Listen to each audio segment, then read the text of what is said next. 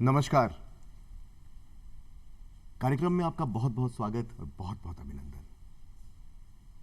आज हम बात करेंगे संविधान के निर्माता, एक महान शख्सियत डॉक्टर बी आर अम्बेडकर साहब पर। डॉक्टर बी आर अम्बेडकर एक युग दृष्टा। हर वर्ष 6 दिसंबर को हम मनाते हैं इस महान शख्सियत की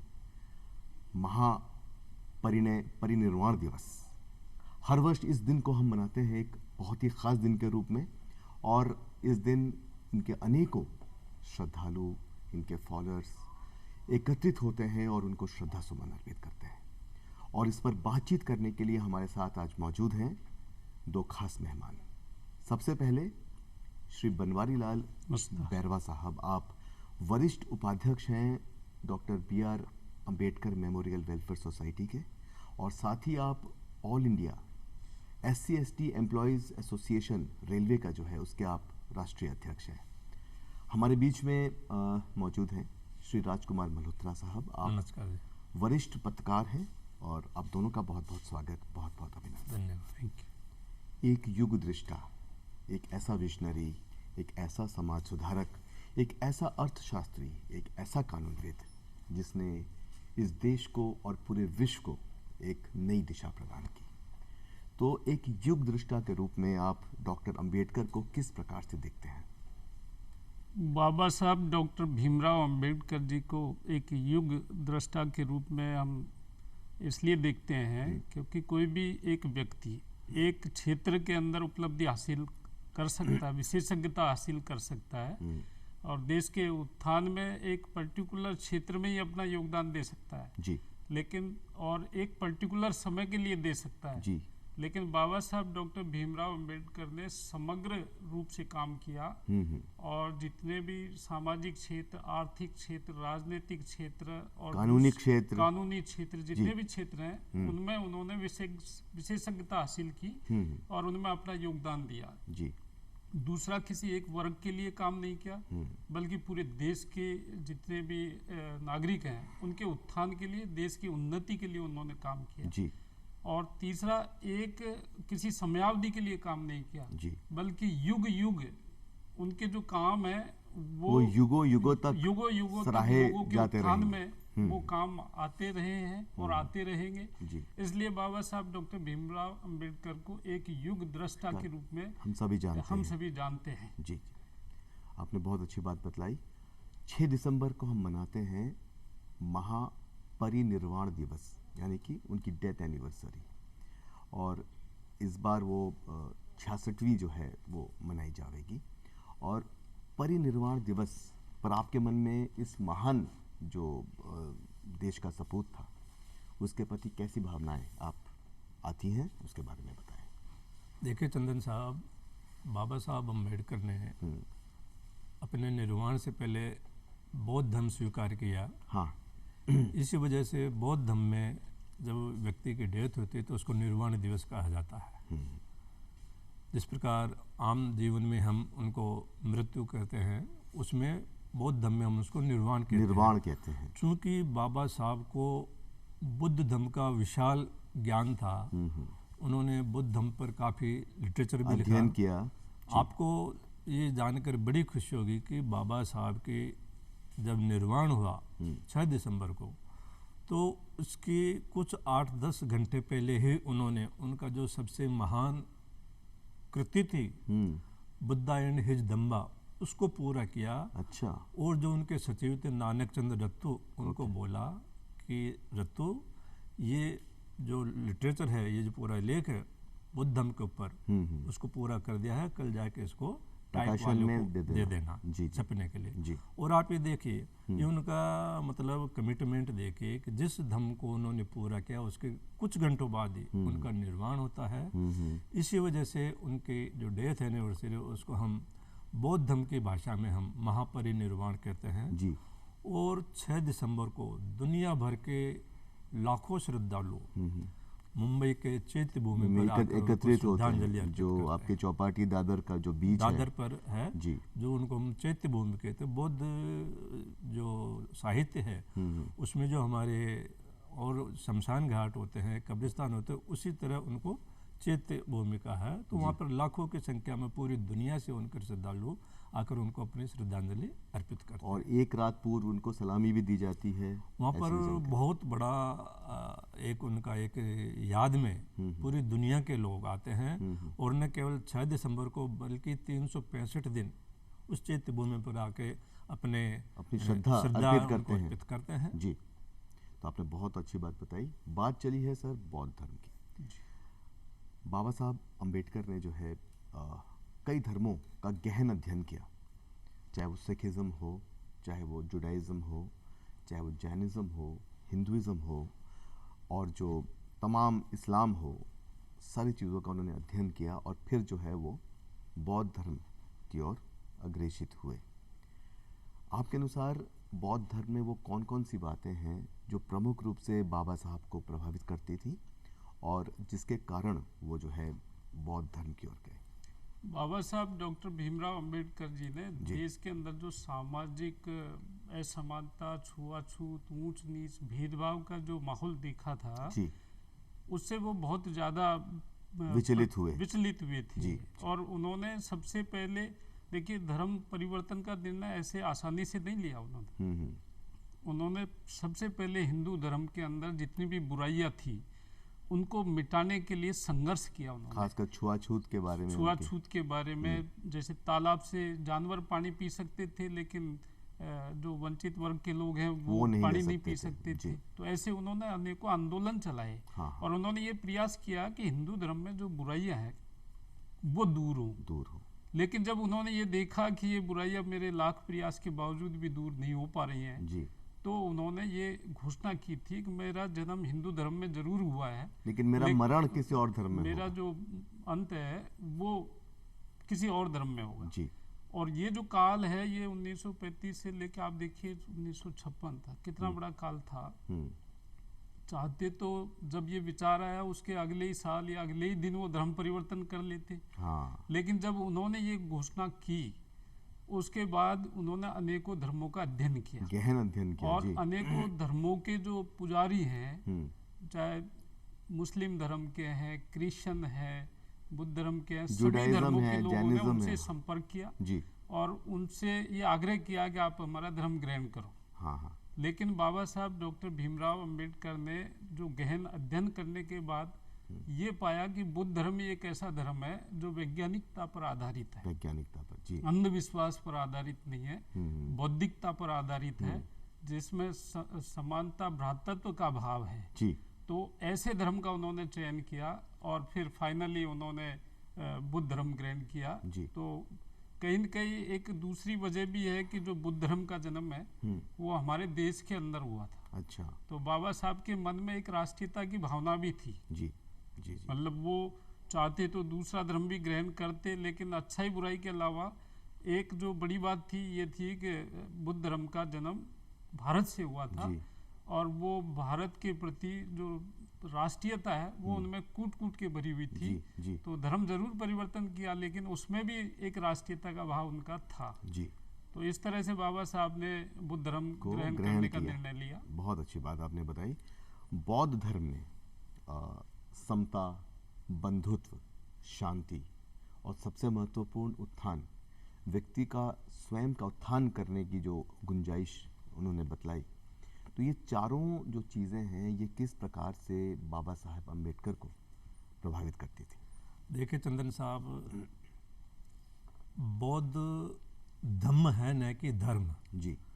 और धम्म का मतलब होता है कि एक तरह की आपकी अनुशासित जीवन शैली जी। बौद्ध धर्म की जो प्राथमिकता है, जो विशेषता है वो है मानवता जी। और वो मानवता न केवल व्यक्तियों के लिए बल्कि प्राणी मात्र के लिए, उसमें पशु पक्षी भी आ जाते हैं, उसमें हमारे पेड़ पौधे भी आ जाते हैं। तो इस बौद्ध धर्म की जो सबसे बड़ी खासियत है वो मानवता, मानवीय गुण होना चाहिए व्यक्ति में। और बौद्ध धर्म जो इसकी विशेषता है, करुणा हो, आपकी व्यक्ति के प्रति, आपकी जानवरों के प्रति, आपकी पक्षियों के प्रति करुणा हो, आपके मन में दया हो, आपके मन में प्रेम हो जी। अगर किसी व्यक्ति के दिल में करुणा नहीं है, प्रेम नहीं है, दया भाव नहीं है और समानता का भाव नहीं है कि व्यक्ति व्यक्ति बराबर है जी, तो वो किसी भी धर्म में रहो वो नहीं होगा। तो ये बौद्ध धम्म है, न कि धर्म। धम्म है, बिल्कुल। ये धम्म, इसीलिए जो बौद्ध धम्म की जो 3 त्रिशरण है वो है बुद्धम शरणम गच्छामि जी, यानी मैं बुद्ध की शरण में जा रहा हूँ। बुद्ध यानी मैं जो भी बात सोचता हूँ अपने तर्क विवेक ज्ञान विज्ञान के आधार पर सोचता हूँ जी, क्या अच्छा है क्या बुरा है जी, क्या सही है क्या गलत है, तार्किक रूप से, तार्किक रूप से, वैज्ञानिक रूप से जी। ये नहीं कि किसी बड़े व्यक्ति ने कही है या कोई लंबे समय से परिपाटी चली आ रही है या किसी किताब या किसी धर्म ग्रंथ में लिखा है। तो पहली बात है बुद्धम शरणम गच्छामि, बुद्धम शरणम गच्छामि जी। दूसरा है धम्मम शरणम गच्छामि, बुद्ध के बाद में मैं धम्म की शरण में जाता हूँ। धम्म की शरण में, जो कि एक जो है डिसिप्लिन्ड लाइफस्टाइल है, डिसिप्लिन है, आपका एक अनुशासित और प्रज्ञावान जीवन शैली है जी। दूसरे के प्रति दया भाव है, सेवा करने का भाव है जी, अपरिग्रह न हो किसी प्रकार को। और उसका जो तीसरा त्रिशरण का संगम शरणम गच्छामि, संगम शरणम गच्छामि, यानी मैं बहुत से लोगों के संग में जाता हूँ, समूह में जाता हूँ, समूह में जाता हूँ, क्योंकि हम सामाजिक प्राणी हैं। अकेला व्यक्ति का कोई अस्तित्व नहीं है, चाहे वो कितना ही बलशाली हो, चाहे कितना ही आर्थिक रूप से, जब तक हम संग में नहीं रहेंगे, समूह में नहीं रहेंगे। तो बुद्ध धम्म का जो त्रिशरण है वो है बुद्धम शरणम गच्छामि, धम्मम शरणम गच्छामि और संगम शरणम गच्छामि। आपने बहुत सुंदर इसकी व्याख्या करी मल्होत्रा साहब। बैरवा साहब, मैं ये जानना चाह रहा हूँ कि डॉक्टर B.R. अम्बेडकर साहब ने संविधान में अपना जो कंट्रीब्यूशन दिया, इसके अलावा महिला सशक्तिकरण, कोऑपरेटिव्स, जैसे युवाओं को प्रेरणा देना, कई क्षेत्रों में एक साथ समग्र रूप से उन्होंने जो है सभी को ज्ञान बोध प्रदान किया। तो आप उनको इन विषयों में किस रूप में एक कम्युनिटी लीडर, एक नेशनल लीडर, एक इंटरनेशनल व्यक्तित्व के रूप में देखते हैं? बाबा साहब डॉक्टर भीमराव अंबेडकर, जैसे मैंने पहले कहा है कि एक युग दृष्टा थे जी, और मानवतावादी उनकी सोच थी। किसी एक जाति या वर्ग के लिए उन्होंने काम नहीं किया और इसी सोच के साथ में जब उनका अवसर मिला तो महिलाओं के उत्थान के लिए उन्होंने हिंदू कोड बिल तैयार किया जी। और उनका डेडिकेशन आप देखिए कि जब वो कोड बिल पास नहीं हुआ तो उन्होंने अपने मंत्री पद से त्यागपत्र दे दिया। अच्छा, यानी कि वो महिलाओं के उत्थान के लिए कितने समर्पित थे। बिल्कुल। बाबा साहब ने जब ये हिंदू कोड बिल तैयार किया उस समय देश के अंदर महिलाओं को सम्मान से जीने का अधिकार नहीं था। पिता की संपत्ति में उनका कोई हिस्सा नहीं मिलता था जी। पुनर्विवाह का और जितने भी महिलाओं से संबंधित मामले थे या सामाजिक कुरीतियां उनको दूर करने के लिए उन्होंने उसमें प्रावधान किया। और आपने देखा उसके बाद जब संविधान बना तो उसमें अनेकों ऐसे प्रावधान किए गए जो वो उस समय हिंदू कोड बिल के माध्यम से करना चाहते थे। और बाद में जो अमेंडमेंट बिल पास हुए संविधान के अंदर, संविधान संशोधन हुए, उनके माध्यम से वो सारे के सारे प्रावधान आज हुए। और आप देखते हैं सरकारी सेवाओं में महिलाओं को नौकरी में है, रोजगार कर सकती है, पिता की संपत्ति में उनका अधिकार है। इसके अलावा उनको जो श्रमिक हैं उनके लिए भी श्रमिक कानून में उनका बड़ा योगदान। उन्होंने श्रमिक कानून बनाए जी। पहले जो श्रमिक है उनके कार्य के घंटे निर्धारित नहीं होते थे, लेकिन बाबा साहब डॉक्टर भीमराव अंबेडकर ने कार्य के घंटे निर्धारित करवाए। पे एंड वेजेज जो है ये अपने अलग अलग हिसाब से निर्धारित होती थी, लेकिन उन्होंने इसका एक ढांचा तैयार किया, इसका एक्ट बना। और आप देख रहे हैं कि अब हर 10 साल में रीस्ट्रक्चरिंग आता है, अपग्रेडेशन होता है और लोगों के वेतन में बढ़ोतरी होती है। कार्यस्थल पर जो श्रमिक को उनके श्रम का मानदेय उचित मिलता है। कार्यस्थल पर जो चिकित्सा सुविधाएं हैं या उनकी तो कोई घटना से डेथ हो जाए तो उनके जो परिजन है उनको मतलब जो मुआवजा मिलना चाहिए, जो श्रमिकों के हित के काम थे। सुरक्षा और संरक्षा दोनों एक साथ जो है दोनों उन्होंने किया। युवाओं के लिए उन्होंने किया। इसके अलावा जो बच्चों के डेवलपमेंट के लिए भी उन्होंने काम किया, मतलब हर क्षेत्र में उन्होंने किया और संविधान में इसका प्रावधान किया जी। संविधान के बारे में मैं थोड़ा सा बताना चाह रहा हूँ जी जी। कि जब ये संविधान लिखने की बात आई तो हमारे देश के लोग ऐसा कोई विद्वान ढूंढ रहे थे और जब वो विदेश गए तो वहाँ पर उनको कहा कि आपके देश में एक महान विद्वान व्यक्ति हैं, आप उनसे ये जो संपर्क करिए। और फिर जब बाबा साहब के सामने ये प्रस्ताव आया जी, तो उन्होंने उसको सहर्ष स्वीकार किया। जी जी बिल्कुल। आपने देखा कई बार ऐसे कह देते हैं कि बाबा साहब संविधान के निर्माता नहीं थे। अच्छा। लेकिन जब अब बार बार ये जब चर्चा होती है, जो 2 दिन की डिबेट भी हुई पार्लियामेंट में संविधान दिवस पर, और उसमें ये निकल करके साफ आया कि जितने भी जो उनके ड्राफ्टिंग कमेटी के चेयरमैन थे बाबा साहब और जो सदस्य थे, वो एक कोई किसी की मृत्यु हो गई, कोई विदेश चला गया, कोई बिजनेस में व्यस्त था, किसी ने स्वास्थ्य की वजह से काम करने से मना कर दिया और अकेले बाबा साहब को वो संविधान का निर्माण करना पड़ा। जी, और कई लोग ऐसा भी कहते हैं कि बाबा साहब इन वर्गों से थे तो इन वर्गों के हित में काम कर दिया। जी, मैं ये कहता हूँ कि उन्होंने जो भी प्रावधान किया पहले वो तैयार सभी करते के थे, लिए किया, फिर संविधान सभा में वो प्रस्तुत करते थे और संविधान सभा में प्रस्तुत करने के बाद एक एक प्रावधान का अनुमोदन वो करवाते थे। और यदि कहीं कोई सहमत नहीं होता था तो वो अपने तथ्यों के आधार पर अपनी बहस से उनको कन्विंस करते थे। बहुत अच्छी बात। तो ऐसा व्यक्ति न तो पहले पैदा हुआ और मैं समझता हूँ आगे भी शायद मुश्किल ही है। जी जी, आपने बहुत अच्छी बात बताई। बात चलिए संविधान की। बाबा साहब अम्बेडकर जी ने अलग अलग देशों के संविधान को बहुत गहनता से उसका अध्ययन किया और फिर जाके भारत का जो एक बहुत ही सुदृढ़, बहुत ही समग्र संविधान जो है वो आया। अन्य देशों के संविधान की बात नहीं करें क्योंकि वहाँ तो आप जानते हैं किस प्रकार के हालात हैं। एक लोकतंत्र, जो सच्चा लोकतंत्र है, उसका संविधान बना। तो आपको भारत के संविधान के जो रचयिता बाबा साहब अम्बेडकर साहब ने जो ये योगदान दिया, इसको आप किस दृष्टि से देखते हैं? देखिए चंदन जी, बाबा साहब ने संविधान के माध्यम से पूरी दुनिया में भारत का नाम अमर कर दिया। जी। वो पूछेंगे कैसे? आज पूरी दुनिया में जहाँ कहीं भी मानवाधिकार की बात होती है तो उन मानवाधिकार आंदोलन में सबसे ज़्यादा डॉक्टर अम्बेडकर को कोट किया जाता है। जी। चाहे वो किसी भी देश में मानवाधिकार का आंदोलन हो और डॉक्टर अम्बेडकर का चित्र लिया जाता है। जी बिल्कुल। तो ये हमारे देश के लिए बहुत बड़ी गर्व की बात है जी।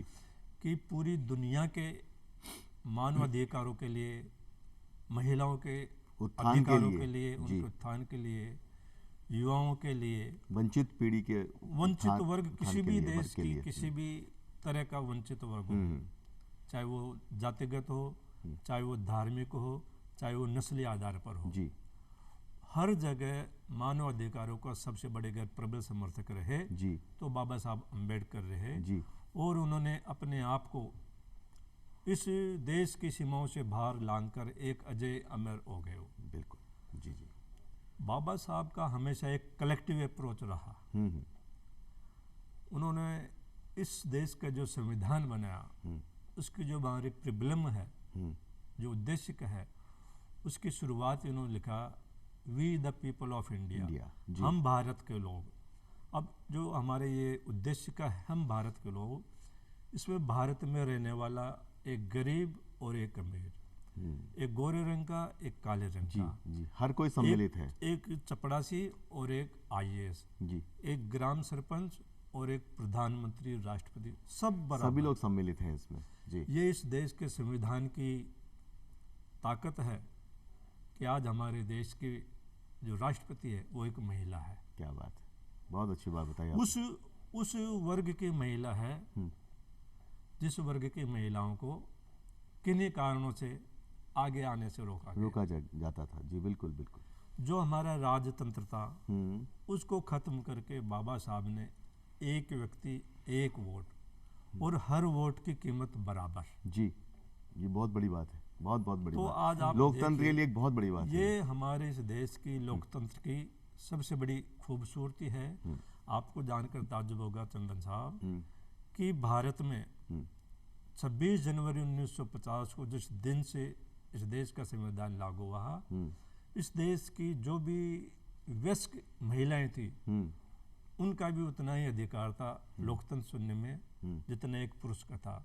जबकि जो लोकतंत्र का सबसे पुराना देश अमेरिका, जो सबसे सुपर पावर है, वहाँ भी संविधान लागू होने के सैकड़ों साल बाद में महिलाओं को वोट डालने का अधिकार दिया गया। बिल्कुल, तो आप देखिए बाबा साहब का कितना विशाल दूरदर्शिता, उनकी जो है विजन था, विजन कितना बड़ा विजन था। क्योंकि वो मानते थे कि पूरी सृष्टि की जो आदि ताकत वो महिलाएं हैं जी। जब तक हम महिलाओं को मुख्य धारा में नहीं लाएंगे किसी भी समाज तक आगे नहीं बढ़ पाएंगे, सर्वांगीण विकास नहीं हो सकता। जी बिल्कुल, बहुत बहुत अच्छी बात आपने आज हमारे दर्शकों के लिए बताई।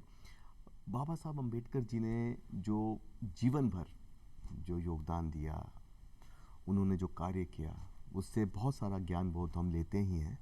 हमारी जो युवा पीढ़ी है उनके लिए बाबा साहब अम्बेडकर आज भी बहुत प्रासंगिक हैं और उनकी बातें जो हैं वो बहुत सार्थक हैं और उससे प्रेरणा लेकर वो जीवन में बहुत कुछ कर सकते हैं। तो बनवारी जी, आप बाबा साहब अम्बेडकर जी के जीवन काल से युवाओं जो पीढ़ी है हमारी, वो क्या प्रेरणा ले, क्या ज्ञान बहुत प्राप्त करे, क्या दर्शन प्राप्त करे ताकि वो जीवन में आगे बढ़े? बाबा साहब डॉक्टर भीमराव अंबेडकर ने एक नारा दिया था, शिक्षित बनो, संगठित रहो, संघर्ष करो जी। और ये जो नारा था ये विशेषकर युवाओं के लिए था। उनका युवाओं के लिए आह्वान था कि जो शिक्षा है वो एक तरह से सिंडी का दूध है। अच्छा। ऐसा कहा उन्होंने। जी जी। मतलब इसको ग्रहण करने के बाद कोई भी व्यक्ति एक शेर की तरह से हो जाता है, ताकतवर हो जाता है, परिपूर्ण हो जाता है। तो युवाओं के लिए खासकर ये संदेश बाबा साहब का है कि सबसे पहले उच्च शिक्षा ग्रहण की जाए। शिक्षा ग्रहण करने की न तो कोई उम्र होती है। बाबा साहब 1956 तक शिक्षा ग्रहण करते गए, किताबें लिखते गए, किताबें पढ़ते गए। अभी आज के वर्तमान दौर में हम शिक्षा को रोजगार के साथ जोड़ करके देखते हैं। बिल्कुल। आपने देखा होगा कि एक समय जब इंजीनियर कम मिलते थे तो सारे लोग इंजीनियरिंग की डिग्री लेते थे। जी।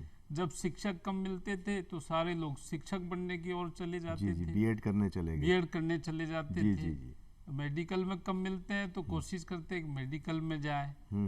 तो बाबा साहब का ऐसा मानना था कि जिस भी क्षेत्र में आपकी रुचि है उस क्षेत्र में आप विशेषज्ञता हासिल करें और देश को कुछ देने का काम करें, देश को और समाज को। और राष्ट्र उनके लिए सर्वोपरि था जी। मतलब शिक्षा ग्रहण करने के साथ साथ आपको राष्ट्रीयता की भावना होना भी बहुत जरूरी है। इसके अलावा जो उन्होंने संगठित होने की बात कही थी कि हम भिन्न भिन्न जाति और धर्म के नाम से जो हमारे अंदर बिखराव है, ये बिखराव देश को नुकसान पहुंचाता है, समाज को विघटित करता है। तो जो हमारे अंदर जो विसंगतियां हैं इनको हमको दूर करके और संगठित होना चाहिए। अनेकता में एकता होनी चाहिए। बिल्कुल। और तीसरा जो संघर्ष का उनका नारा था, वो संघर्ष का ऐसा नहीं था तोड़ फोड़ का।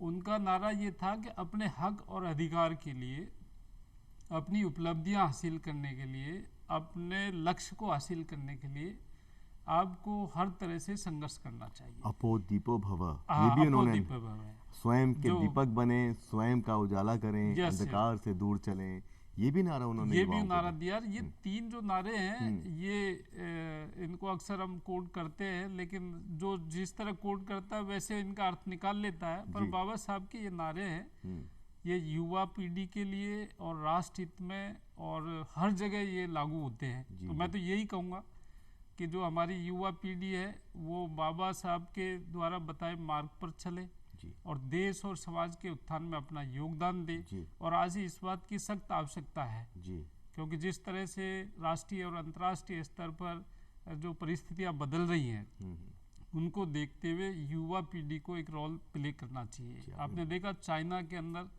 युवाओं का जो रेशियो है वो बहुत कम है, लेकिन हमारे देश में आज भी 60% युवा है। अब 60% युवा यदि देश के बारे में सोचने लग जाए या समाज में जो बुराइयां फैली हुई हैं उनको दूर करने में लग जाए तो निश्चित रूप से हमारा देश उन्नति करेगा, विश्व में अग्रणी होगा, विश्व में अग्रणी होगा। ये एक अपॉर्चुनिटी है हमारे पास, क्योंकि ये धरोहर है हमारी युवा। आपने बहुत अच्छी बात बताई सर। शिक्षा जो है बहुत महत्वपूर्ण है, युवाओं से जुड़ा हुआ विषय है, और बाबा साहब के जीवन काल में शिक्षा के ऊपर भी उन्होंने बहुत अपनी बातें रखी और एक दर्शन प्रदान किया। तो उनके जो शिक्षा के प्रति जो उनका ज्ञान बोध है उसे आप किस प्रकार से व्यक्त करेंगे? देखिए सेन साहब, बाबा साहब आखिरी दम तक एक विद्यार्थी जीवन थोड़ा जिया। समय कम है, थोड़ा सारांश में बताएं जी। और उन्होंने इस शिक्षा को उन्होंने बताया कि शिक्षा केवल अपने लिए नहीं, शिक्षा का मतलब ये है कि आपने जो शिक्षा प्राप्त की उससे समाज का जो दुर्बल वर्ग है, जो कमजोर तबका है, वंचित वर्ग है, जो कमजोर है, उसको आपकी शिक्षा का लाभ मिले जी। आपकी शिक्षा समाज को जोड़ने के काम करे और टेल एंड तक भी पहुंचे, जो सबसे आखिरी कोना है, छोर है, बिल्कुल वहां तक पहुंचे। और इसमें शिक्षा के रूप में उन्होंने कहा है कि जो आज का विद्यार्थी वर्ग है अपने समय का सदुपयोग करे। आपको जानकर ताज्जुब होगा कि जब वो इंग्लैंड में पढ़ने के लिए गए थे तो वो अपने 18-18, 20-20 घंटे पढ़ के अध्ययन किया जी। लाइब्रेरी में सबसे ज़्यादा समय वो बिताते थे जी जी। और इसी का परिणाम ये हुआ कि जो 6 साल की डिग्री थी उन्होंने 3 साल में पूरी। क्या बात है। मैं इच्छा तो ये हो रही है सर आपसे खूब बातचीत करें। इस महान शख्सियत को जो है बहुत बहुत नमन, और इस महान शख्सियत के जो जीवन काल में जो हमने चीज़ें पढ़ी हैं उससे हम लोग जो है प्रेरणा लेकर जीवन में आगे बढ़ें। और आप लोग स्टूडियो में आए, दोनों महानुभाव, आपका बहुत बहुत आभार। छोटी सी नदियाँ बहती है, बहकर सागर में खो जाती है, घाट घाट ही रहते हैं वो सागर हो जाती है। इस सागर रूपी हमारी महान शख्सियत बाबा साहब अम्बेडकर साहब को बहुत बहुत नमन, बहुत बहुत श्रद्धांजलि। उनके जीवन काल से हम लोग ज्ञान बोध लें, दर्शन प्राप्त करें, ऊर्जा प्राप्त करें, प्रेरणा प्राप्त करें और आगे बढ़ें। आप सभी का कार्यक्रम से जुड़े रहने के लिए बहुत बहुत आभार। नमस्कार। नमस्कार।